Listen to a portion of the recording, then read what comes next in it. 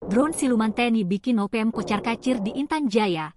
2 Jenderal Kopassus lakukan pembersihan. Pengamanan dan pembersihan kawasan rawan serangan OPM di wilayah Yahukimo dan Intan Jaya dilakukan secara senyap.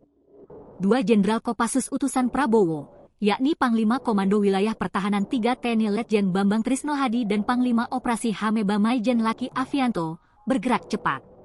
Selain memperkuat pos-pos penjagaan dan melakukan pendekatan humanis kepada masyarakat, baru-baru ini OPM di Kabupaten Intan Jaya lari kocar-kacir dikejar drone siluman TNI.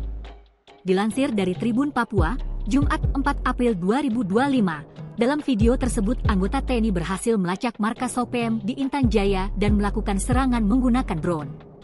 Drone itu bergerak cepat, dan anggota OPM terlihat lari ketakutan. Drone tersebut menjatuhkan granat produksi PT Pindad seri Gigaton 5 yang meledak sebelum mencapai target. Terlihat puluhan anggota OPM lari sambil menenteng senjata dan mencari tempat berlindung.